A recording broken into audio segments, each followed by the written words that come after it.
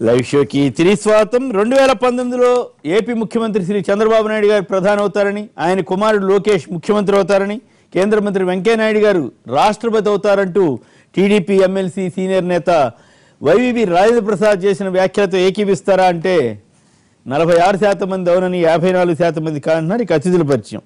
శ్రీ రామ్మోహన్ రెడ్డి గారు పరిగి నియోజకవర్గ శాసనసభ్యులు, కాంగ్రెస్ పార్టీ సీనియర్ నేత. శ్రీ బ్రహ్మానంద రెడ్డి గారు వైఎస్ఆర్ కాంగ్రెస్ పార్టీ అధికార ప్రతినిధి, ఆ పార్టీ సీనియర్ నేత. శ్రీ ఎర్రోళ్ల శ్రీనివాస్ గారు టీఆర్ఎస్ సీనియర్ నేత, పాలిట్ బ్యూరో సభ్యులు. ఇక శ్రీ రమేష్ నాయుడు గారు భారతీయ జనతా పార్టీ జాతీయ యువమోర్చా కార్యవర్గ సభ్యుడు, వారు కూడా మనతో చర్చలో పాల్గొంటారు. ఇక ముందుగా తెలంగాణ ఇష్యూలోకి వెళ్ళడానికి ముందుగా మళ్ళీ మద్య నిషేధం అంశం ప్రస్తావనకు వచ్చింది. బీహార్లో మద్య నిషేధాన్ని నితీష్ కుమార్ ప్రకటించారు. మరి ఇక్కడ మేము అధికారంలోకి వస్తే ఏపీలో మద్య నిషేధం అమలు చేస్తామంటూ జగన్ ప్రకటించారు. మరి సాధ్యమా కాదా? అంతేకాకుండా ప్రస్తుతం మద్యం ఆదాయంలో, అక్రమ ఆదాయంలో ముఖ్యమంత్రి కుమారుడికి కూడా వాటాలు వస్తున్నాయంటూ ఆరోపణలు చేస్తున్నారు. మరి ఈ పరిణామాలపై అసలు సాధ్యాసాధ్యాలు, ఏపీలో ఒకప్పుడు మద్య నిషేధం అమలు జరిగింది, కానీ అది అనతి కాలంలోనే దాన్ని ఎత్తివేసే పరిస్థితి వచ్చింది. మరి ఇప్పుడు జగన్ చేసింది రాజకీయ ప్రకటన అవుతుందా? సాధ్యం కాదా? మరి అవసరమా కాదా? రామ్మోహన్ రెడ్డి గారు, తెలంగాణ ఆంధ్ర పరిస్థితులను బేరీజ్ వేస్తూ మీరు మాట్లాడండి. ముఖ్యంగా గతంలో కూడా మన ఉమ్మడి రాష్ట్రంలో ఉన్నప్పుడు మద్య నిషేధం ఉండేది. అప్పుడు కొంత ఏజ్ ఎక్కువ వాళ్ళకి మనం ఎక్సైజ్ డిపార్ట్మెంట్ ద్వారానే కొంత కోట, లిమిటెడ్ కోట ఏజ్ ఎక్కువ వాళ్ళకు మనం ఇచ్చేవాళ్ళం. కానీ అది ప్రజలు కూడా సహకరించాలి. ప్రభుత్వము ఒక ఆలోచనతో, పార్టీలో ఆలోచనతో, మేనిఫెస్టోలో చెప్పి గెలిచిన తర్వాత అమలు చేయాలంటే దానికి ప్రజలు మేనిఫెస్టో అన్నారు కాబట్టి మీ సమాచారం కోసం సిపిఎం మధు కూడా అది గుర్తు చేశారు. దశల వారీగా మద్య నిషేధం అమలు చేస్తామని టీడీపీ ఎన్నికల ప్రణాళికలో పెట్టింది. దశల వారీగా అమలు చేయడం పక్కన పెడితే ఆదాయం గతంలో కంటే 12,000 కోట్లకు పెరిగింది. 6,000 కోట్లు వచ్చింది లాస్ట్ ఇయర్, 7,000 కోట్లు వచ్చింది. ఈ ఏడాది 12,000 కోట్లు వస్తుందని జగన్ లెక్కలు చెబుతుంది. అదే అయితే మేనిఫెస్టోలో చెప్పి అధికారంలోకి వచ్చిన తర్వాత ఖచ్చితంగా చేయాల్సింది. ఎందుకంటే మేనిఫెస్టోని చూసే వాళ్ళు చెప్పింది, ఎన్నికల ప్రచారం చెప్పిన దాని ప్రకారం వాళ్ళు ఓట్లు వేసిన ప్రజలు కాబట్టి ఖచ్చితంగా అమలు చేయాల్సిందే. మేనిఫెస్టోలో తర్వాత కూడా అమలు చేసిన తర్వాత కూడా ప్రజలు కూడా సహకరించాలి. మేము చాలాసార్లు చూసాం ఏంటంటే కొంతమంది బీదర్కి వెళ్ళి, జైరాబాద్ వాళ్ళంతా పోయి బీదర్లో పక్కన కదా డాబాల్లో పోయి అక్కడ తాగి ఇక్కడ రావడం, ఇట్లా జరుగుతుంటాయి, చాలా ప్రాంతాల్లో జరుగుతుంటాయి. కాబట్టి ప్రజల్లో కూడా ఈ సామాజిక స్పృహ అన్నది రావాల్సిన అవసరం ఉంది. దానికి కూడా ప్రభుత్వం కూడా చాలా ప్రచారం చేసి ప్రజల్లో కూడా మైండ్ సెట్ అనేది తీసుకురావాలి. తీసుకొచ్చి చేస్తే చాలా బాగుంటుంది. లేకపోతే ఏంటంటే మనం గతంలో లాగే మళ్ళీ మద్య నిషేధం పెట్టడం కొంతకాలం, మళ్ళీ తర్వాత దాన్ని తీసేయడం, దాని మూలంగా లాభం ఉండదు. కాబట్టి ఖచ్చితంగా జగన్ రాజకీయ ప్రకటన నిజంగా చిత్తశుద్ధితో చేశారని మీరు అనుకుంటారు? ఆ విధంగా మనం చెప్పడానికి వీల్లేదు. ఎందుకంటే మేనిఫెస్టో చెప్పినప్పుడు వాళ్ళకు ఒక కమిటీ ఉంటుంది. కమిటీ ప్రకారం అన్ని ఆలోచన చేసే వాళ్ళు ప్రజలకు చెప్తారు. చెప్పిన తర్వాత ఖచ్చితంగా అమలు చేయాల్సిన బాధ్యత వాళ్ళ పైన ఉంటుంది. ఎందుకంటే టీడీపీ వాళ్ళు చేయట్లేదు కదా, మేనిఫెస్టోలో పెట్టారు కదా, అది సందర్భం కూడా ఖచ్చితంగా ఎవరైనా సరే మేనిఫెస్టోలో ఇప్పుడు మేము ఈ టీఆర్ఎస్ ప్రభుత్వాన్ని ఒకటే మేము ఏమడతామంటే, మీరు రైతులు ఉన్నారు, ₹1,00,000 రుణమాఫీ చేస్తామన్నారు, మీటింగ్లో చెప్పారు, మేనిఫెస్టోలో పెట్టారు, మీరు చేయాలని మేము డిమాండ్ చేస్తున్నాం. వాళ్ళు పెట్టారు కాబట్టి డిమాండ్ చేస్తున్నాం. కాబట్టి టీడీపీ వాళ్ళు మేనిఫెస్టోలో పెట్టినప్పుడు ఖచ్చితంగా వాళ్ళు చేయాల్సిందే. చేయలేకపోతే దశల వారీగా చేయాల్సుకుంటే ఏ విధంగా దశల వారీగా చేస్తున్నారు, ఏ ప్రాంతాల నుంచి చేయబోతున్నారు, ఏ ఐటమ్స్ ఏ విధంగా చేయబోతున్నారు, నియంత్రణ ఏ విధంగా చేయబోతున్నారు, ప్రజల్లో కూడా భాగస్వామ్యం ఉండే విధంగా ఏ విధంగా చేయబోతున్నారు చెప్పాల్సిన బాధ్యత టీడీపీకి, ఆ ప్రభుత్వానికి కూడా ఖచ్చితంగా ఉంటుంది. తెలంగాణలో పెట్టమంటారా వద్దంటారా మీరు? మీ పార్టీ వైఖరిలా ఉంటుంది తెలంగాణలో? ఖచ్చితంగా దీనిపైన ఒక కమిటీ వేయాలి. కమిటీ వేసేసి సాధ్యాసాధ్యాలను పరిశీలించాలి. పరిశీలించిన తర్వాత ఇతర రాష్ట్రాల్లో, పెట్టిన రాష్ట్రాల్లో ఏ విధంగా ఉంది, గతంలో మనం ఎందుకు వైఫల్యాలను పొందినాము, పొందకుండా ఉండాలంటే మనం ఏం చేయాలి, వైఫల్యం పొందకుండా చేసి దాని తర్వాతనే మనం దీనిపైన డిసిషన్ తీసుకుంటే బాగుంటుంది. కానీ ఒకసారి ఆల్రెడీ తప్పటడుగు వేయడం జరిగింది మన ఉమ్మడి రాష్ట్రంలో. మరొకసారి తప్పటడుగు వేయకుండా మన రాష్ట్రం ఆదర్శం కావాలి దేశానికి. కాబట్టి ఖచ్చితంగా ఒక కమిటీ వేసి మంచి నిర్ణయం తీసుకుంటే బాగుంటుంది. సో మీరు అవునని చెప్పలేరు, కాదని చెప్పలేని పరిస్థితి. ఎంతేం రాజకీయ నాయకులు కదా. రైట్. బాలాజీ గారు గుడివాడ నుంచి లైన్లో ఉన్నారు. బాలాజీ గారు నమస్కారం. చెప్పండి, ఏపీలో మద్య నిషేధం పెట్టాలంటారా వద్దంటారా? పెడితే సాధ్యమవుతుందా కాదా?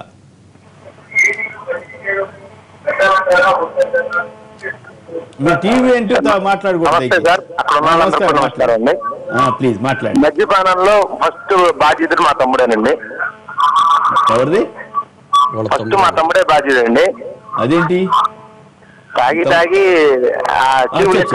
మా తమ్ముడే కాలం చేసిండండి. మీ వ్యక్తి మీ కుటుంబంలో? మా కుటుంబంలో నా తమ్ముడు. ఓకే ఓకే చెప్పండి. అది బ్యాన్ చేస్తే మంచిదని మా ఆలోచన సార్.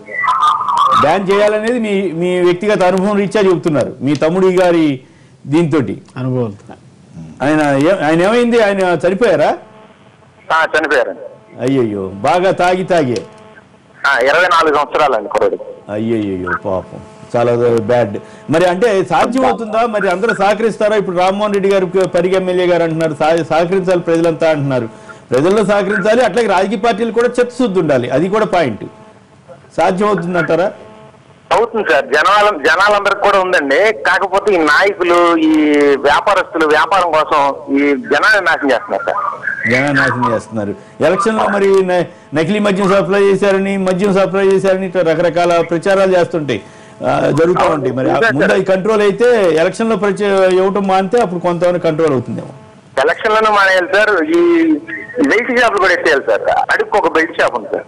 బెల్ట్ షాపులు మీద ఆయన చంద్రబాబు గారు తొలి సంతకాల్లో చేసినట్టున్నారుగా.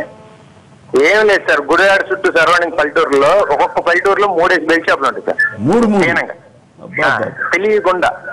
ఓకే, అదంతా ఆదాయ వనరుగా. ఇప్పుడు టిఫిన్ హోటల్స్ లో కూడా బెల్ట్ షాపులు 2 ఊర్లు ఉన్నాయి సార్. గుడివాడ హోటల్లో కూడా. సరే, ధన్యవాదాలు బాలాజీ గారు. ఇక వెంకటేశ్వర్లు గారు మరొకరు. ఇంకొకటి అండి వెంకటేశ్వర గారు పర్లేదు చెప్పండి. ఇంకోటి ఏంటంటే నాగాలాండ్కి వెళ్ళాను ఒకసారి. నాగాలాండ్ లో మద్య నిషేధం ఉంది, కానీ అక్కడ దేశీ డ్రింక్ నడుస్తుంటది, మద్య నిషేధం ఉంటది, దేశీ డ్రింక్ నడుస్తుంటది. దాని మూలంగా లాభం లేదు. కాబట్టి లోపరహితంగాటువంటి ఒక గుజరాత్ లో కూడా అమల్లో ఉంది. గుజరాత్ లో, మహారాష్ట్రలో విదర్భను, చంద్రాపూర్, 3 జిల్లాల్లో చాలా సత్యాగ్రహం, స్వాతంత్ర సమరం జరిగింది. అదే ఎక్కడైతే ఉందో అక్కడ వేరే ఐటమ్స్, ఆల్టర్నేట్ ఐటమ్స్ నడుస్తున్నాయి. అట్లా జరగకుండా ఉండాలంటే చాలా మనం పకడ్బందీగా ప్రణాళిక ప్రమాదరహితంగా ఏదన్నా ఉంటే అది పర్వాలేదేమో, కానీ మరీ కల్తీలు, ప్రమాదం, కాస్ట్లీ వ్యవహారం, మనిషి జీవన ప్రమాణం అంతా, కష్టపడి సంపాదించే డబ్బు కూడా మొత్తం దాంట్లోనే ఖర్చు పెడతా ఉన్నారు. మరొకరు వెంకటేశ్వర్లు గారు. హలో వెంకటేశ్వర్లు గారు, నమస్కారం, మాట్లాడండి. హలో, నమస్కారం అండి. మీరే ఉంటారు? ఏ ఊరు అన్నారు సార్? హైదరాబాద్ సార్. చెప్పండి, సాధ్యమేనా మద్య నిషేధం? హలో, మాట్లాడండి ప్లీజ్. హలో, మాట్లాడండి సార్. మద్య నిషేధం తెలంగాణలో కూడా బంద్ చేయాలి సార్, మొత్తం బంద్ చేయాల్సిందేనా? 100% సార్. ఎందుకంటే ప్రతి మనిషి ఈ రోజు 99% తాగకుండా ఉండలేరు. ప్రజలు సహకరిస్తారా? ప్రజలు ఉద్యమిస్తే ప్రభుత్వాలు సహకరిస్తాయి. రాజకీయ పార్టీలని ప్రజలే దారి తేవాలి. రాజకీయ పార్టీలు ఏమో ప్రజలను చెడగొట్టే పనిలో పడుతున్నాయి. ప్రజలు ఎదురు తిరిగితే తప్ప ఈ రాజకీయ పార్టీలు మన మాట అంటే అంటారా సార్? ఇప్పుడు ఒక మనిషి వచ్చేసి సగటున రోజుకు 100 నుంచి 200 రూపాయలు అవుతుంది సార్ యావరేజ్. ఓకే, నెలకు 3 నుంచి 6,000 రూపాయలు తాగుతుండ్రు. సంవత్సరానికి మనకు డబుల్ బెడ్రూమ్ ఎందుకు, ఇండ్లు ఎందుకు? మన గవర్నమెంట్ లాజ్ చేస్తున్నారు సార్. రుణమాఫీలు ఎందుకు అని కూడా అడగండి. అంతే సార్, మనకి ఇప్పుడు అవసరం లేదు sir. Double bedroom, single bedroom ఎందుకు సార్? గవర్నమెంట్ మనం లాజ్ చేస్తున్నాం ఇవన్నీ అది చేసి. అంటే ఓవైపు ఏమో సంక్షేమ పథకాలు అవి మాఫీ చేస్తాం, ఈ మాఫీ చేస్తాం అంటే, రెండో వైపు ఏమో ఇవన్నీ పెడుతుంటారా? నెలకు 6,000 రూపాయలు అంటే సంవత్సరానికి 12,72,000, 5 సంవత్సరాలకు 3,50,000 రూపాయలు మనం ఒక మనిషి ఖర్చు పెడుతుంది సార్ గవర్నమెంట్ కు. ఓకే, అంటే డబుల్ బెడ్రూమ్ కట్టిస్తే మంచిదే, కానీ మద్యం ద్వారా వచ్చేటువంటి ప్రమాదాలని జనం గమనించాల్సిన అవసరం అయితే ఏమంటారు? అట్లా అంటే ఏది కొన్నా కూడా లెక్కలేసుకుంటూ పోతే దానికే పెరుగుతూ ఉంటాయి. ఒక సెల్ ఫోన్ సగటున నెలకు అవసరం కదా, మద్యం అవసరం కాదు కదా. మాట చెప్తున్నాను, ఒక అవసరాన్ని బట్టి గుర్తిస్తాను. మద్యం అనేది అవసరం అని మీరు గుర్తించారా? చెప్పండి. అంటే ప్రతిదానికి లెక్కలేసుకుంటూ పోతాను చెప్పి. అంటే లెక్కలేసుకోవడం అంటే అట్లా కాదండి. నేను ఇక్కడ కానీ అక్కడ కానీ నేను ఎలక్షన్ ముందు కూడా చెప్పాను కాబట్టి నాకు ఆ హక్కు వచ్చింది. ఎలక్షన్ ముందు కూడా ఈ రుణమాఫీలు నమ్మొద్దు, జనానికి అది ఇబ్బంది అని చెప్తూ వచ్చాను. ఎవరు జగన్ డ్వాక్రా రుణాలన్నా, లేదా చంద్రబాబు గారు, కేసీఆర్ గారు వ్యవసాయ రుణాలన్నా ఇవి చాలా కష్టసాధ్యం, అమలు సాధ్యం కాదు, మంచిది కాదన్న. ఇప్పుడు ఏమవుతోంది? మీరు రుణాలు మాఫీ చేసామన్నారు, ఎంత చేశారో ఏం పాడో అది వేరే విషయం. ఇప్పుడు జనం మీద ఇవన్నీ వేస్తున్నారు, రకరకాల పన్నులు పడుతున్నాయి. ఈ మద్యం ద్వారా వచ్చే మళ్ళీ వాళ్ళు వచ్చింది తెలంగాణలో మద్యం రేటు ఇంకా పెంచుతారని. సో ఇవన్నీ ఎవరు భరించాలి? జనం భరించాల్సిందే కదా అనేది మా బోటి వాళ్ళం సలహా ఇస్తాం. సరే, కొందరు మమ్మల్ని తిడుతుంటారు, నీదేం పోయిందా గవర్నమెంట్ అంటే ఎవరిదో కదా, జనం డబ్బేనా అని చెబుతాం. అయినా సరే మమ్మల్ని తిట్టేవాళ్ళు తిడతాం. కొమ్మరేని గారు, ఒకటి ప్రజలకు చైతన్యం వచ్చిన తర్వాత దేన్ని కూడా ఆపలేం. ఖచ్చితంగా ప్రజలకు చైతన్యం రాకుండా చేస్తారు కదా మీరు, ఇప్పుడు చేయరు. రాకుండా మద్యం అంతేనా? అందుకనే ప్రభుత్వాలు ఎన్ని విధి విధానాలు పెట్టినా ఎన్ని చేసినా కూడా ప్రజల నుంచి చైతన్యము సపోర్ట్ వస్తే ఖచ్చితంగా ఏ పనినైనా నిర్మూలించవచ్చు, దేంట్లో అయినా సక్సెస్ కావచ్చు. ప్రభుత్వాలు ఒక పక్కన చేసుకుంటూ పోతే ఇప్పుడు దీని మద్య నిషేధంలోనే కొంతమంది కావాలంటారు, తాగపోతే ఇది, లేకపోతే ఇప్పుడు మా రామ్మోహన్ అన్న చెప్పినట్టు పక్క రాష్ట్రాల్లో పోయి తాగినటువంటి సందర్భంలో ఎంతమంది అవుతారు? అందరూ వెళ్తారు, అందరు పోలేరు. కాకపోతే దాన్ని 100% బస్సులలో తీసుకొస్తే ప్రభుత్వం మేము చాలా కఠినంగా ఉంటామని చెప్పి ముఖ్యమంత్రులు దాన్ని మాత్రం కంట్రోల్ చేయలేరా? పట్టుకుంటుంటారు, బస్సులలో తీసుకొస్తే ఎన్నోసార్లు పట్టుకున్నారు. అదొక పెద్ద ఇప్పుడు నేరాలు జరగట్లేదా దేశంలో? అసలు నేరరహిత సమాజం అంటున్నాం, పోలీస్ వ్యవస్థ పెట్టుకున్నాం, నేరాలు జరగట్లేదా? జరిగితే మరి ఎత్తేస్తున్నారా? ఇంకెందుకు పోలీస్ స్టేషన్ అక్కర్లేదు అంటున్నారా? మరి అంటలేదుగా. అంటే నేరాలు అనేది జరుగుతూనే ఉంటాయి. అది మీరు ఉండాలా వద్దా, ఈ సమాజాన్ని ఎటువైపు నడపాలి, ఏ స్థాయిలో నడపాలి అనేది రాజకీయ పార్టీలకు ఒక ఆలోచన ఉండాలి. రాజకీయ పార్టీలు ఎలక్షన్లో పంచకుండా ఉంటే అది సగం సమస్య తీరిపోతుంది. బ్రహ్మానంద రెడ్డి గారు మీరు మాట్లాడడానికి ముందుగా కోటయ్య గారు మిర్యాలగూడ నుంచి. కోటయ్య గారు హలో, నమస్కారం అండి, మాట్లాడండి. కోటయ్య గారు అనేది మాట్లాడండి ప్లీజ్. మద్యపాన నిషేధం అనేది ఒక రాష్ట్ర స్థాయిలో సార్, దేశ స్థాయిలో నిషేధం చేయాలి సార్. ఓకే, ఒక రాష్ట్రం చేస్తే పక్క రాష్ట్రాల నుంచి మన అధికార పక్షాలు, ఎమ్మెల్యేలు, మన బంధువులు వ్యాపారంతో వాళ్ళు ఆస్తులు పెంచుకోవటం తప్ప దేశ స్థాయిలో పనిచేస్తే మనది ఫలితం ఉంటుంది సార్. అవును, ఉదాహరణ సారాయి, ఇప్పుడు సారాయి నిషేధం చేశారు సార్. రాష్ట్రంలో సారాయి లేని ఊరు లేదు సార్. ఈ 2-3 నెలల్లో పూర్తి స్థాయిలో ప్రభుత్వం బాగా ఒత్తిడి తెచ్చి సారాయి నిర్బంధం చేశారు సార్. చామర్చర్ల మండలం అడివేలుపల్లి సార్, మా మండలంలో మా అడివేలుపల్లిలో దాదాపు 200 మంది చనిపోయారు సార్ సారాయి వల్ల. అబ్బా, ఇప్పుడు మరి కంట్రోల్ అయిన తర్వాత ఎట్లా ఉంది? ఇప్పుడు కంట్రోల్ అయింది సార్. పోలీస్ వ్యవస్థ, ఎక్సైజ్ వాళ్ళ ఒత్తిడి వల్ల చాలా కంట్రోల్ అయిపోయింది సార్. అసలు సారాయి అనేది లేదు సార్. ప్రెసెంట్ 100 మంది ఉన్నారు సార్. ఇట్లా మంచిగానే కదా. ఇప్పుడు మొన్న మహబూబ్నగర్ జిల్లా, కరీంనగర్, నిజామాబాద్, మళ్ళీ ఖమ్మం జిల్లాల్లో సారా రహిత జిల్లాల కింద ప్రకటించి కలెక్టర్లు బాగా చేశారు. అంటే రాజకీయ నాయకులు కలెక్టర్లకి చిత్తశుద్ధితో అవకాశం ఇస్తే ఏమాట కావాలి. ఆ విషయంలో మరి కేసీఆర్ ని మెచ్చుకోవాల్సిందే కదా, సారా లేకుండా చేయగలటం అంతవరకు. ఈ విషయంలో కేసీఆర్ ని మనస్ఫూర్తిగా అభినందిస్తున్నా సార్. నేను టీఆర్ఎస్ పార్టీ అది కానీ ధూల్పేటలో సారా ఏ ప్రభుత్వం అయినా కనీసం పోలీసు వాళ్ళు కూడా ధూల్పేట పోయే పరిస్థితి లేదు. ఈ రోజు ధూల్పేట కూడా బంద్ చేపిస్తున్నారు. ఇప్పుడు అక్కడ కూడా దృష్టి పెట్టి చేస్తారని అన్నారు. సో అంతవరకు అది అభినందించాల్సింది. అయితే ఈ మద్యాన్ని ఎలా కంట్రోల్ చేయాలి, ఎలా తగ్గించాలనే దాని మీద కూడా ప్రభుత్వం దృష్టి పెట్టకపోతే సార్, ఒక రాష్ట్రం సార్, ఒక రాష్ట్రం 2 రాష్ట్రాలు చేస్తే అమలు కాదు. అది 5 రాష్ట్రాలు విచ్చలవిడిగా వెళ్లకుండా ఉంటే ఇప్పుడు మనం చూస్తా ఉంటే రోడ్డు నిండా పాపం పేద జనమే కనపడతా ఉంటారు. మామూలు డబ్బులు ఉన్న వాళ్ళు ఎవరు పెర్మిట్ డ్రైవర్స్ తాగి యాక్సిడెంట్ చేస్తుంటారు. మద్యం తాగమని చెప్పేది ప్రభుత్వాలే, పట్టు తాగి నడిపితే జైల్లో పెట్టేది ప్రభుత్వాలు. అది సమస్య. 2 చేయకూడదు. రైట్, బ్రహ్మానంద రెడ్డి గారు ఏమిటి ఏపీలో సాధ్యాసాధ్యాలు ఇదంతా రాజకీయం కోసమా కాదా? సార్, ఖచ్చితంగా మద్యపాన నిషేధం సాధ్యం చేయవలసినటువంటి బాధ్యత ప్రభుత్వాలపైన ఉంది. మొదటగా నిన్న ప్రాణాలు కోల్పోయినటువంటి కల్తీ మద్యం తాగి ప్రాణాలు కోల్పోయినటువంటి విజయవాడ 5 మందికి, అంతకు ముందు కూడా బందర్లో ఒకరు చనిపోయారు.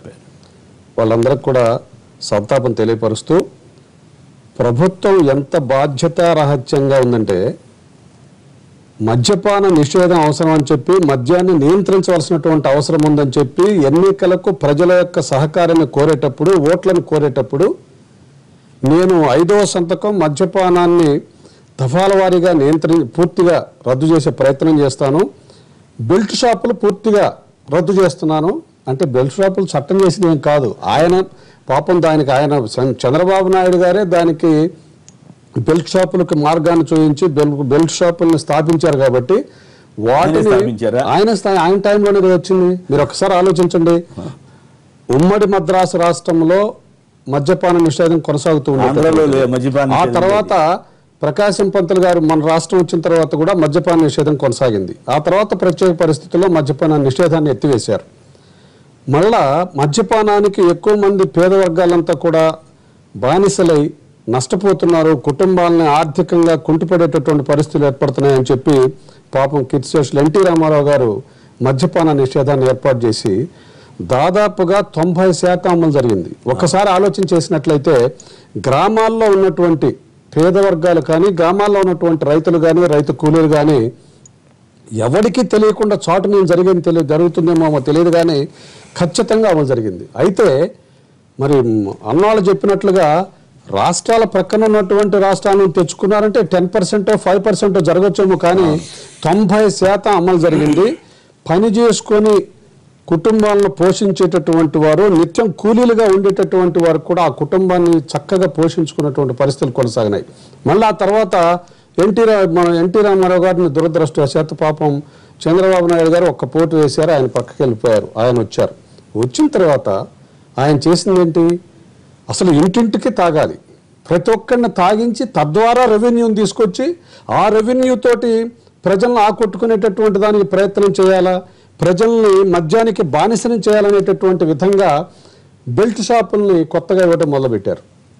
ఒకసారి ఆలోచన చేస్తే 3860 చట్ట ప్రకారం ఇచ్చినటువంటి షాపులు అయితే 85,000కు పైబడి ఈ రోజున బెల్ట్ షాప్ 85,000 కాదు, 85,000 అనేటటువంటివి లెక్కల ప్రకారం ఉన్నాయి. 1,00,000 వరకు ఉన్నటువంటి దాన్ని కూడా తప్పక ఆశ్చర్యం కాదు. మీరు ఒక్కసారి కోస్టల్లో బయలుదేరి వెళ్తూ ఉంటే ఆ బజార్ నడుస్తూ ఉంటే ప్రతి 20 కుటుంబాలకు ఒక చోట సీసాలు పెట్టుకుని కూర్చొని ఉంటారు. అట్లాంటి పరిస్థితి కూడా ఓపెన్ గా. అంటే మరి చట్టం అధికారులు చట్టం లేదు, ఏం లేదు సార్. ఈ మధ్యలో చంద్రబాబు నాయుడు గారి యొక్క నాయకత్వంలో ఒక ఆలోచన చేశారు. అసలు కోఆపరేటివ్ సొసైటీల ద్వారా లేకపోతే చౌక దుకాణాల ద్వారా కూడా మద్యాన్ని అందిస్తే ఇంకా విపరీతమైనటువంటి ఆదాయం వస్తుందనేటటువంటి ఆలోచన చేశారు.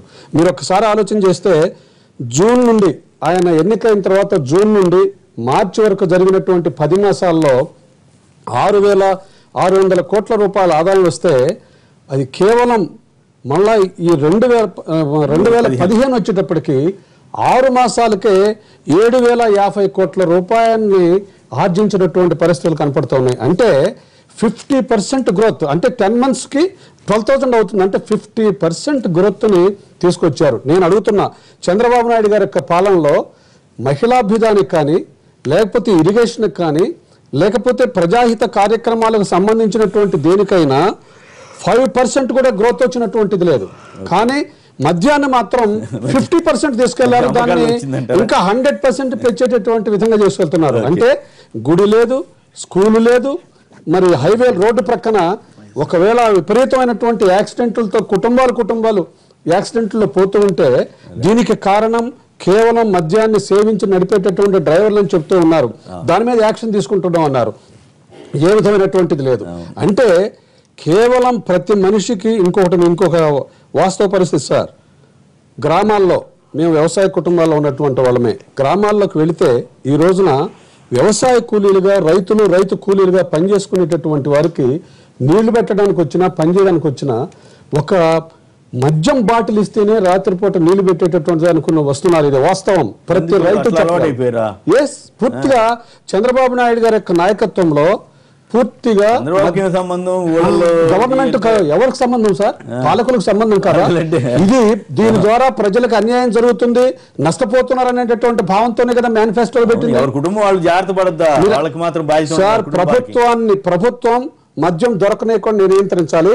అప్పుడు కుటుంబ సభ్యులు జాగ్రత్త పడిన అర్థం అవకాశం ఉంటుంది. మీకు 10th క్లాస్ చదువుకునేటటువంటి హై స్కూల్ పరిధిలో చదువుకునేటటువంటి 7-8 క్లాసులు చదువుకునేటటువంటి పిల్లలు కూడా పార్టీ చేసుకుంటున్నాం అని చెప్పి బీర్ సీసాలు పెట్టుకుని రోడ్ల ప్రక్కన తాగుతూ కూర్చుంటున్నారు చాటున చెట్ల కింద. అంత దారుణమైనటువంటి పరిస్థితి కొనసాగుతూ ఉంటే సార్, దీనిలో 1% నేను అతిగా మాట్లాడినా రాజకీయాల నుంచి నేను తప్పుకుంటా. మీరు రండి, ప్రతి గ్రామాల్లో వాస్తవం కాదో తెలుసుకోండి. నీళ్లు పెడుతూ ఉంటే బ్రాందీ సీసా ఇస్తేనే కూలికొస్తారో లేదో తెలుసుకోండి. హై స్కూల్లో చదువుకునేటటువంటి పిల్లలకు కూడా ఇలాంటి దురలవాట్లు అలవాటు పడుతున్నారో లేదో తెలుసుకోండి. ప్రతి గ్రామంలో కూడా బెల్ట్ షాపులు ఉన్నాయా లేవా అనేటటువంటి తెలుసుకోండి. ఇది వాస్తవం. దీన్ని ప్రభుత్వం అరికట్టవలసినటువంటి అవసరం ఉంది. ఎంతమంది ప్రాణాలతో చిలక ఆడతారు? రెవెన్యూ అనేటటువంటిది మనిషిని మత్తులో ముంచి రెవెన్యూని పెంచుతారా? ఓట్లప్పుడు మాత్రమే గుర్తొస్తుందా ఈ మద్యం అనేటటువంటిది హాని చేస్తుందని? మరి మీరెందుకు నిషేధిస్తామని మీరు చేయలేదుగా సార్. మేము మద్యపానాన్ని పూర్తిగా నియంత్రించాలనేటటువంటి ఆలోచన వైఎస్ జగన్మోహన్ రెడ్డి గారికి మొదటి నుంచి ఉంది సార్. ఓకే, నిన్న వెళ్ళి ఉద్రేకపూర్వకంగా చెప్పడం కాదు, ఖచ్చితంగా నిషేధించాలి.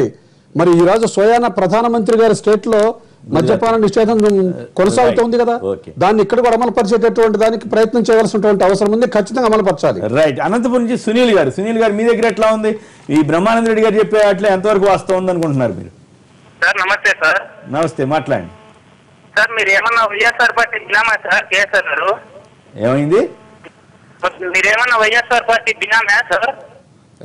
పిచ్చి మాటలు మాట్లాడుతుంది, నీకేం పిచ్చా ఎర్రా?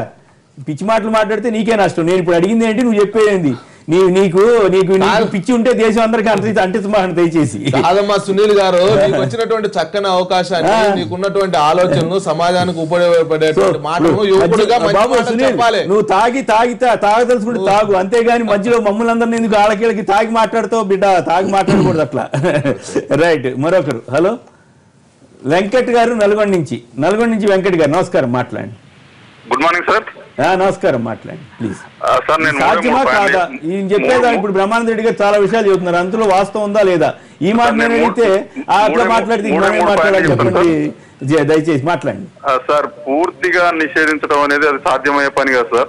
అది రెండో విషయము, గవర్నమెంట్ ఎంత చేసినా స్వీయ నియంత్రణ అనేది ఉండాలి సార్. మనిషికి తను, తన ఫ్యామిలీ, తన పెన్నం, తన పిల్లలు, ముఖ్యం. అది ముఖ్యం. మూడో విషయం ఇంపార్టెంట్. రాజేంద్ర ప్రసాద్ గారి comment, Lokesh Babu Andhra Pradesh CM, Chandrababu CM, అది తెలంగాణకు సీఎం, అదొకటి క్లారిఫికేషన్ ఇవ్వమనండి సార్ ఆయనని. అది ఎట్లా ఏపీకే వెళ్ళేవాళ్ళే మీరు అన్యాయంగా? మా తెలంగాణ తెలుగుదేశం నాయకులు లోకేష్ బాబు కూడా మాకు సీఎం అవుతాడని ఆనందపడుతున్నారు. ఎక్కడన్నారు? ఎవరన్నారు? అన్యాయంగా చాలా మంది అన్నారు సార్. అన్నారు. ఈవెన్ రేవంత్ రెడ్డి కూడా అన్నాడు. సార్. ఎవరు? రేవంత్ రెడ్డి గారు అన్నారు. రేవంత్ రెడ్డి గారు అసలు నేనే రేసులో ఉంటానంటే ఆయన ఎట్లా అంటారు? అన్యాయంగా. ఓకే, అది ఇష్యూ కాదు. రమేష్ గారు చెప్పండి, ఏంటి ఈ మద్య నిషేధం అనౌన్స్ చేస్తానని జగన్ గారు ప్రకటించారు, అది సాధ్యమా కాదా? ఆయన రాజకీయం కోసం చేశారా, లేకపోతే నిజంగానే చిత్తశుద్ధితో చేశారని మీరు అనుకుంటున్నారు? ఈయన చెప్తున్నారు రాష్ట్రం అంతా బెల్ట్ షాపులు ఉన్నాయని, చాలా విచ్చలవిడి అయిపోయిందని చెప్తున్నారు బ్రహ్మానంద రెడ్డి గారు, మీరే ఉంటారు? బెల్ట్ షాపుల యొక్క ప్రారంభం ఎక్కడి నుంచి అనేది మనం ఒకసారి ఎన్నిక పోతే, అది రాజశేఖర రెడ్డి గారి హయాంలో గ్రామాన పెద్ద ఎత్తున రెవెన్యూ పెంచుకున్నటువంటి పరిస్థితులు మనం బాగా చూడొచ్చు. అప్పుడే ఉమ్మడి ఆంధ్రప్రదేశ్లో సుమారు 25,000 కోట్ల రూపాయల వరకు రెవెన్యూ వచ్చేటువంటి పరిస్థితి తీసుకొచ్చినటువంటి చరిత్ర రాజశేఖర రెడ్డి గారిది. 1,00,000 కోట్ల బడ్జెట్ తెచ్చినారు, దాంట్లో గొప్పగా చెప్పుకున్నారు. దాంట్లో 1/4 వంతు వచ్చి మద్యం ద్వారా వచ్చింది అన్నటువంటి విషయం స్పష్టమవుతుంది. ఇంకో విషయం ఏంటంటే, జగన్మోహన్ రెడ్డి గారు నిన్న ప్రకటించినటువంటి సమయంలో ప్రజలు విశ్వసించేటువంటి స్థితిలో అయితే లేరు. ఆయన నిజంగా మొన్న ఎన్నికల్లో కన్నా మేనిఫెస్టోలో కన్నా పెట్టినింటే చాలా వరకు నేను కూడా అడిగాను ఆ మాట. నేను ఆలస్యమైంది కాబట్టి నేను సో ఆ సమయంలో మేనిఫెస్టోలో పెట్టినంటే నిజంగా అది నిజాయితీతోటి ప్రజల యొక్క శ్రేయస్సు కోసం ఆయన పెట్టాడనేటువంటి ఆలోచనలో మనందరం కూడా స్వీకరించాల్సినటువంటి పరిస్థితి ఉండేది. ఒకటి మాత్రం వాస్తవము, ఇందనక కాలర్స్ కూడా చెప్పారు, స్వీయ నియంత్రణ ఉండాలి, ప్రభుత్వం యొక్క పర్యవేక్షణ. అంటే ఒక అతను చెప్పాడు మీరు రావడానికి ముందు, గుడివాడ అతను, వాళ్ళ బ్రదర్ చనిపోయాట, 24 ఏళ్ల వయసు. ఈ మందుకు అలవాటు పడి అతను ఆరోగ్యం దెబ్బతిని 24 ఏళ్ల వయసులో చనిపోతే 100 ఏళ్లు బతకాల్సిన వ్యక్తి, ఆ రకంగా బాధాకరం కదా. కానీ ఒక విషయం మాత్రం చాలా బాధాకరం, అది సామాన్యమైనటువంటి విషయం కాదు. ప్రభుత్వాలు, ప్రజా సంఘాలన్నీ కూడా ఇలాంటి విషయాల పట్ల చాలా అప్రమత్తంగా, చాలా సమాజంలో అగ్రెసివ్గా ముందుకు వెళ్ళి చైతన్యం చేయాలి. ఒకటి మాత్రం వాస్తవం, గతంలో జైలుకు పోయి వచ్చినా లేకంటే బ్రాందీ షాప్ పెట్టుకున్నటువంటి వ్యక్తి అన్నా కూడా సమాజంలో ఒక రకమైనటువంటి ఏహభావం ఉండేటువంటి పరిస్థితి. కానీ ఇప్పుడు అవి స్టేటస్ సింబల్. మాకు కూడా అండి, ఇప్పుడు యంగ్ జనరేషన్ కి సంబంధించిన పొలిటికల్ లీడర్స్ గా మా అందరికి కూడా అడుగుతుంటారు, ఎందుకు బ్రాందీ షాపులు పెట్టట్లేదు లేకంటే ఇంకొక రంగంలోకి వెళ్ళట్లేదని. కొంత విలువలతో కూడినటువంటి ఆర్గనైజేషన్స్ నుంచి వచ్చిన వాళ్ళు కొంత అలాంటి రంగంలోకి వెళ్ళట్లేదు. ఇప్పుడు ప్రభుత్వాల్లో భాగస్వాములు అయినటువంటి పక్షాలు కావచ్చు, ప్రతిపక్షానికి సంబంధించినటువంటి వాళ్ళని కాకుండా వాళ్ళ యొక్క చరిత్రను కన్నా ఒకసారి బాగా పరికించి చూస్తే, శాండ్, వైన్, మైన్ ఈ యొక్క చరిత్ర లేకుండా ఉన్నత స్థితికి రాజకీయాలు చేసేటువంటి పరిస్థితులు లేకుండా ఈ పరిస్థితులు ఆంధ్రప్రదేశ్లో, తెలుగు రాష్ట్రాల్లో దాపురించడానికి కారణం మాత్రం నేను ఒకటి మాత్రం, 2 రాష్ట్రాల్లోనే ఉందంటారా? 2 రాష్ట్రాల్లో ఇప్పటి వరకు రావడానికి కారణం మాత్రం కాంగ్రెస్ పార్టీ, తెలుగుదేశం పార్టీ, ఈ రెండింటిని మాత్రం తప్పనిసరిగా తప్పనిసరిగా ఇప్పుడు తెలుగుదేశం పార్టీది కూడా బాధ్యత ఉంది. ఇప్పటి వరకు ఎక్కువ సంవత్సరాలు రూల్ చేసింది ఆ 2 పార్టీలు. ఆ 2 పార్టీల్లో తప్పనిసరిగా వాళ్ళకు ఉన్నటువంటి రాజశేఖర రెడ్డి గారు, చంద్రబాబు నాయుడు గారి యొక్క వ్యక్తిగతమైనటువంటి విభేదాల కారణంగా కూడా రాష్ట్రంలో ధన రాజకీయాలు మార్చినటువంటి చరిత్ర ఇది. మనం మప్పి పెట్టాను మార్చి మాట్లాడుకుంటే కనపడకుండా పోయేటువంటి పరిస్థితి ఏం కాదు.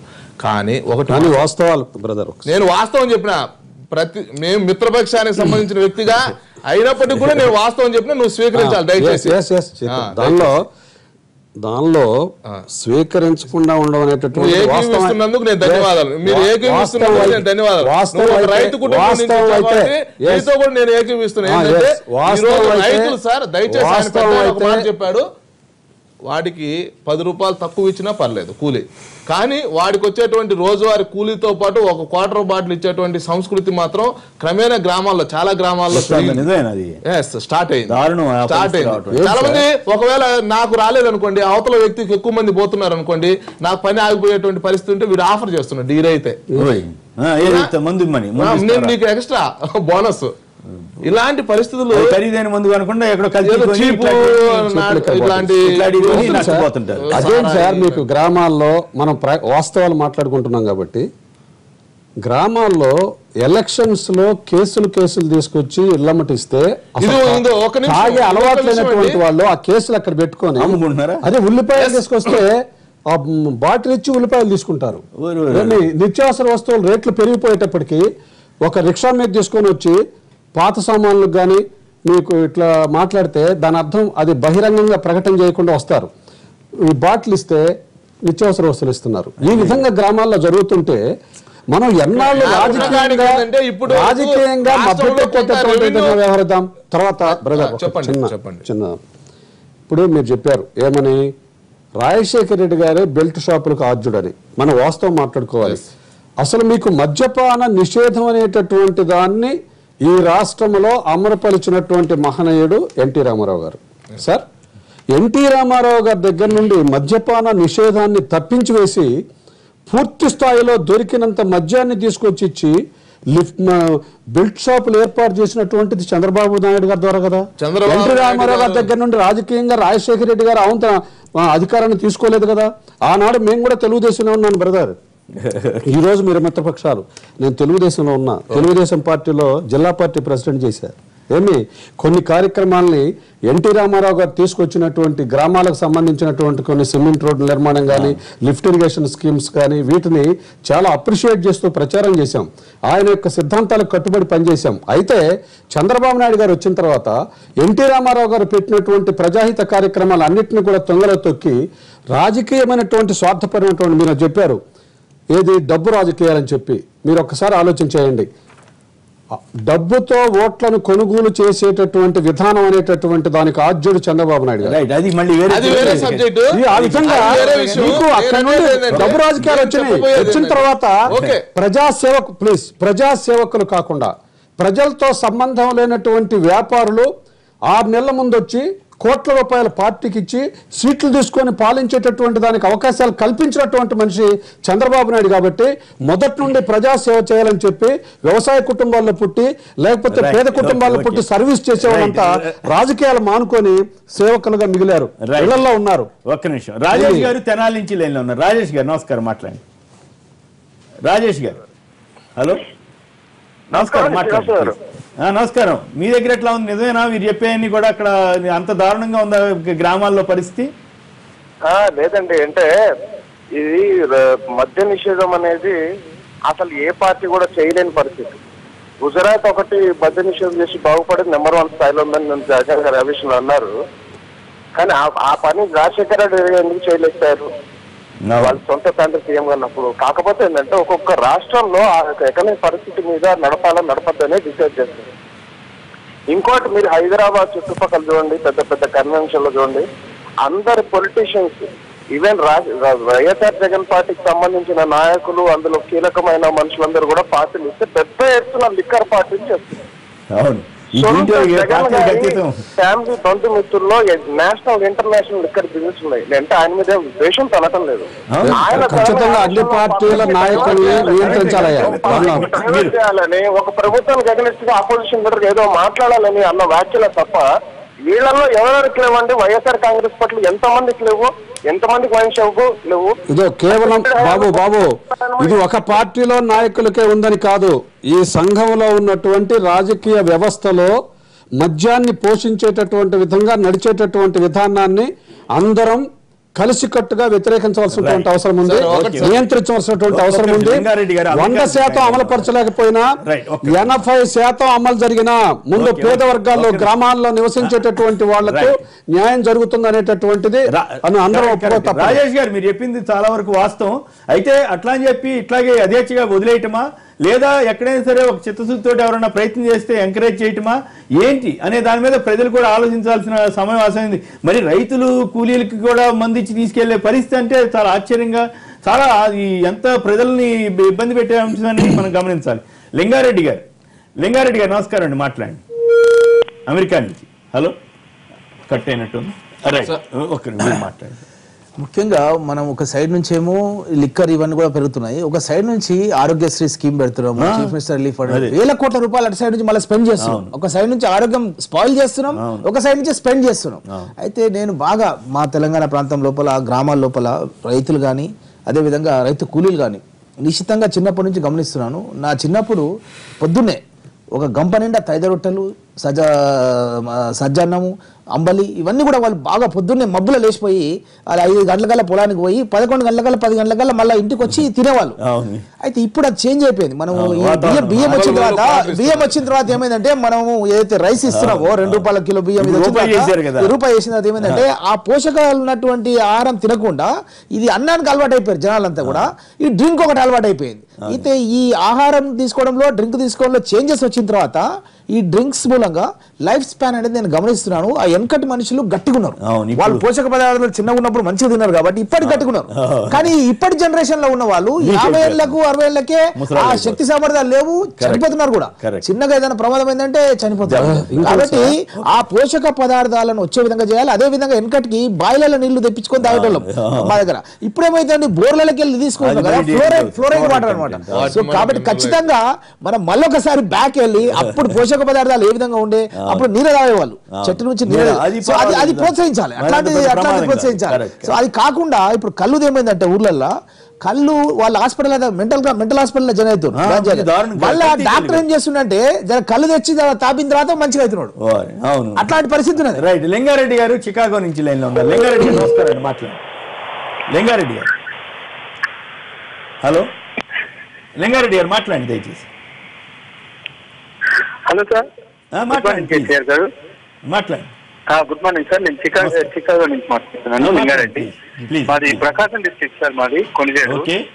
అయితే నేను ఇక్కడ యాక్చువల్ గా అందరూ మాట్లాడుతూ ఉన్నారు, వైఎస్ఆర్ పార్టీ జగన్మోహన్ రెడ్డి గారు చెప్పారు, అందుకనే టీడీపీ వాళ్ళు మేము ఎవరికి లేవు, వైఎస్ఆర్ పార్టీ వాళ్ళకి లేదా, లేకపోతే టీడీపీ వాళ్ళకి లేవా, అందరూ కొన్నాయి కదా అని అంటున్నారు సార్ అందరూ. కానీ అది కాదు సార్. ఇక్కడ ఒక వ్యక్తి ఒకప్పుడు ఎన్టీ రామారావు గారు వచ్చి మద్యపాన నిషేధం అంటే అందరు కలిసి పోరాడారు సార్. ఒకరు ముందుకు వస్తున్నారు. ఈ రోజు ఒకరు వస్తున్నారు, జగన్మోహన్ రెడ్డి అవని చంద్రబాబు నాయుడు అవని, ఎవరో ఒకరు ముందుకు వస్తున్నారు, వాళ్ళతో కలిసి పోరాడాల్సిన అవసరం అన్ని రాజకీయ పార్టీలకు ఉంది ఈ రోజు. అది ఫస్ట్ థింగ్ సార్. ఇంకోటి కూడా విలేజెస్ లో బెల్ట్ షాపుల వల్ల ఎంత ప్రాబ్లం అవుతుందంటే, మీరు ఒకప్పుడు 10th క్లాస్ వాళ్ళకి ఇంటర్ వాళ్ళకి బీట్ తాగటం వల్ల ముందు తాగటం వల్ల అట్లాంటిది ఈ రోజు 10th క్లాస్ పిల్లలు ఇంటర్ వాళ్ళు కూడా బీట్ తాగుతున్నారు. అంటే ముందు ఏదైనా అలవాటు అయిపోయింది సార్ పల్లెటూరులో. గవర్నమెంట్ సార్ అది. అంటే కొందరు మిత్రులు ఏంటంటే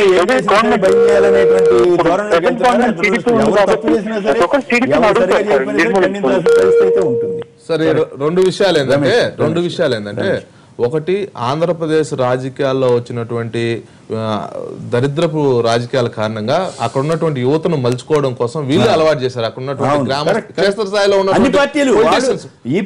ఐడియాలజికల్ ఆర్గనైజేషన్స్ తప్ప వేరేటి ఐడియాలజికల్ ఆర్గనైజేషన్స్ ఆ స్థాయి లేదులేండి, మాకు లేదు, కమ్యూనిస్టులకు లేదు.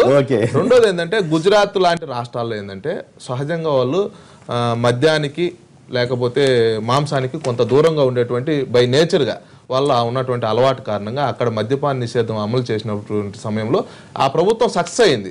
అంటే కొంత సక్సెస్ అయింది. రోషి గారి కమిటీ అక్కడ వెళ్ళి వచ్చినప్పుడు, అహ్మదాబాద్ అక్కడ తిరిగినప్పుడు పేరుకి నిషేధం ఉంది కానీ సరిగా అమలు కావట్లేదు. దానికి చెప్తున్నా అందుబాటులో లేకుండా చేస్తే సక్సెస్. నేను కూడా వెళ్ళాను సార్, వెళ్ళిన తర్వాత అనుభవంతో చెప్పాను. అక్కడ ఉన్నటువంటి ప్రజల యొక్క మనస్తత్వం కూడా కొంత సహకరించింది. అయినప్పటికీ కూడా అక్కడ కూడా కొంత ఏమైంది, ఆ యొక్క రాష్ట్ర ప్రభుత్వం రెవెన్యూ పెంచుకోవడం కోసం లేకపోతే విదేశీ ప్రతినిధుల కోసం అక్కడక్కడ లిమిటెడ్ గా కొన్ని షాపులు బార్లకు పర్మిషన్ ఇవ్వడం జరిగింది. అలాగా ఆంధ్రప్రదేశ్ లో కూడా కంట్రోల్ చేయాలి, దాన్ని పరిమితం చేయాలి. అందుబాటులో నిద్ర లేచిన వెంటనే ఎదురుగా కొట్టు ఉండడం కారణంగా అక్కడ పోయేసి బాటలు. నేను రోజు ఒక రోడ్లో వస్తుంటాను, ఆశ్చర్యం వేస్తుంది. అక్కడ పర్మిట్ రూమ్ చిన్న చిన్న రూమ్ ఉంటాయి, అంత అప్పుడు 10కే ఉంటారు అనుకుంటాం సార్. మొన్న జరిగిన విజయవాడ అయితే 6ంటికే ఉంటారు. ఇంకొక పెద్ద ప్రాబ్లం ఏంటంటే ఈ ప్రొవిషన్ అధికారులు ఎవరైతే ఉన్నారో వీళ్ళు పోయి పర్యవేక్షించట్లా, వీళ్ళు పోయి చెకింగ్ చేయట్లా. ఎవరైతే సిండికేట్ లీడర్లు ఉంటారో ఆ సిండికేట్ లీడర్ కి వీడు సెక్యూరిటీగా వాడిని ముందు కూర్చోబెట్టి జీపులో జనాభా పక్క వీళ్ళు ఫోర్స్ ఉండి వీడు గ్రామాల్లోకి పోయి అక్కడ ఎక్కడైనా జగన్ దాని మీద మీరు ఫైనల్ గా చెప్పండి. అతను రాజకీయ ప్రకటన అంటారా, నిజంగా చేస్తారంటారా, అధికారంలోకి వచ్చే అవకాశం ఉంది అసలు? ఇప్పుడు అధికారం అనే దాని గురించి ఈ రోజు మాట్లాడుకునే పరిస్థితుల్లో మనం లేదు. ఒకటి మాత్రం వాస్తవం, ఆంధ్రప్రదేశ్ ప్రజలకు ఫైనల్ గా మంచి జరగాలి, వాళ్ళ యొక్క జీవన ప్రమాణాలు పెరగాలి, ఆరోగ్య స్థితిగతులు పెరగాలి. అంటే నా అభిప్రాయం ఏంటంటే దీన్ని కంట్రోల్ చేయాలి, క్వాలిటీ మెడిసిన్ అక్కడ ఇవ్వాలి. రెండో విషయం ఏంటంటే ఇప్పటికైనా సరే చంద్రబాబు నాయుడు గారు దృష్టి కేంద్రీకరించి బెల్ట్ షాపులు కావచ్చు లేకంటే ఈ విధంగా కల్తీ మద్యాన్ని జిల్లాలో ఎంత అమ్మారు, ఎందుకు ఎక్కువ అమ్మలేదని చెప్పి జిల్లాలకు ర్యాంకింగ్ ఇచ్చి Guntur first rank, Visakhapatnam second rank, ఈ విధంగా ర్యాంకులు ఇస్తూ రెవెన్యూను రాబడుతున్నారు మీరు అని చెప్పి ఎక్సైజ్ అధికారులను అప్రిషియేట్ చేస్తూ తక్కువ అమ్మినటువంటి కడపను శ్రీకాకుళం ఉంటే మీ అధికారులు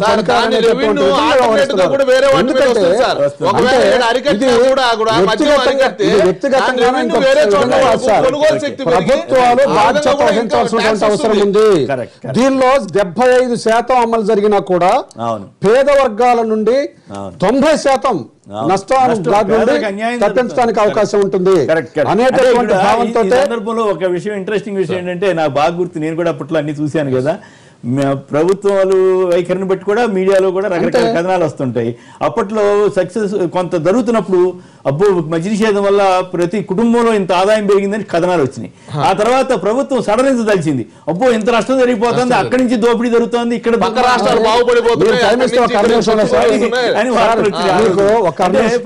ఒక అర్నేషన్ టైం ఉంది, మీకు ప్రాక్టికల్ గా నేను చెప్తాను. మా స్వగ్రామం ఉంది సార్, మీరు తెలుసుకోండి, ఎర్రవారిపాలెం మా స్వగ్రామం.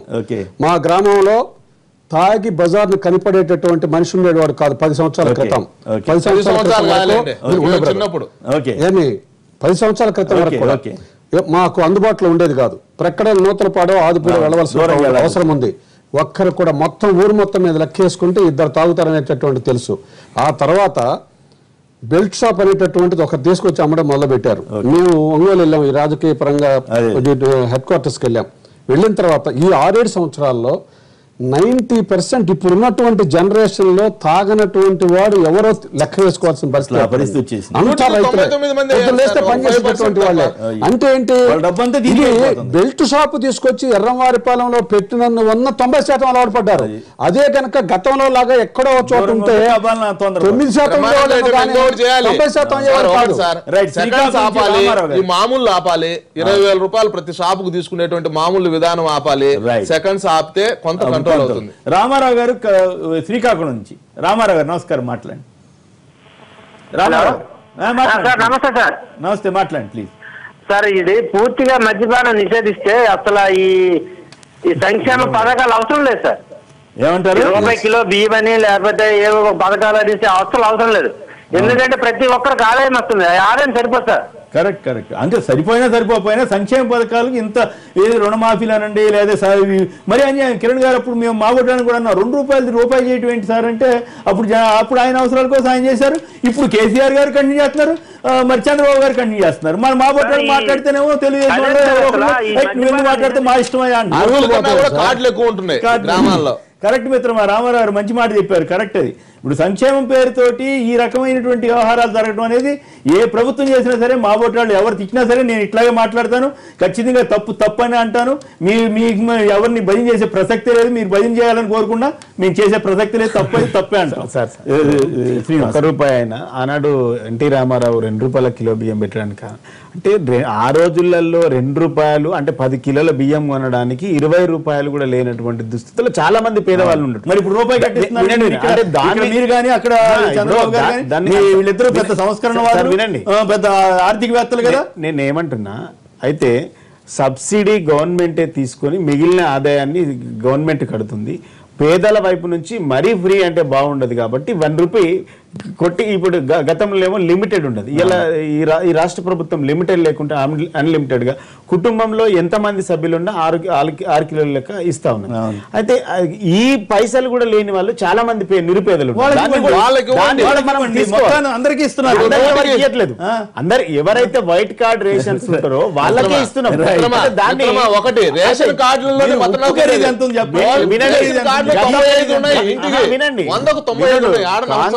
కాంగ్రెస్ తెలుగుదేశం పార్టీ హయాంలో అంటే మన పాపులేషన్ కి ఎక్కువగా రేషన్ కార్డు, రైట్, దాన్ని బట్టే మనం ఇలా అవన్నీ తీస్తా ఉన్నాం కదా.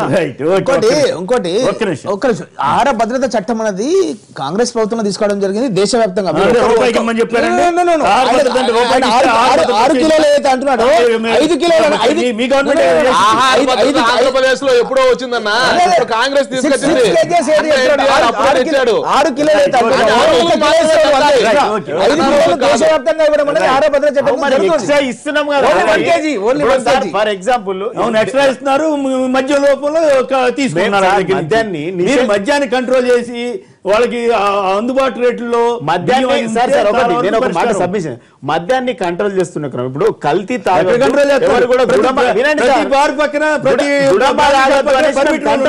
హైదరాబాద్ లో పక్కనే తాగండి అని మీరు పర్మిట్ రూములు ఎందుకు వచ్చినాయి? ఇందాక చాలా మంది కాలర్స్ కూడా మాట్లాడినారు, కంట్రోల్ చేయడానికి ఒక ప్రభుత్వము ఎక్సైజ్ శాఖనే కాకుండా మిగిలిన రాజకీయ పార్టీలు ప్రతిపక్షాలు చేయాలి. ప్రతిపక్షాలు కూడా సహకరించాలి. ఏ ప్రభుత్వం అధికారంలో ఉన్నా సరే సార్, ఏ ప్రభుత్వం అధికారంలో ఉన్నా అన్ని పార్టీలు సహకరించాలి. ఒక పక్కన దొరుకుతలేదంటే మీరు దొరుకుతలేదు కాబట్టి చచ్చిపోతున్నారు అని మనమే కౌంటర్ చేసిన తర్వాత అది కల్తీ వ్యవహారంలో జరిగింది కాబట్టి అందరూ కూడా ప్రభుత్వంతో ఇందాక కూడా అభినందించాం కదా, కల్తీ అరికట్టినందుకు, సారాన్ని అరికట్టినందుకు అభినందించాం. కానీ అట్లా పర్మిట్ రూల్ పెట్టి ఇష్టమైన తాగమని ప్రభుత్వాలు చెబుతుంటే ఏం చేయాలా? అది ఎట్లా పద్ధతి అవుతుంది చెప్పండి? మానిటరింగ్ సరిగ్గా లేదండి. 2019లో చంద్రబాబు ప్రధాని, లోకేష్ ముఖ్యమంత్రి, వెంకయ్యనాయుడు రాష్ట్రపతి అవుతారన్న తెలుగుదేశం పార్టీ ఎమ్మెల్సీ రాజేంద్ర ప్రసాద్ వ్యాఖ్యలను సమర్థిస్తారా అంటే 45% మంది అవునంటున్నారు, 50% మంది కాదంటున్నారు. ఇప్పుడు చిన్న విరామం తర్వాత లైవ్ షో కొనసాగుతుంది.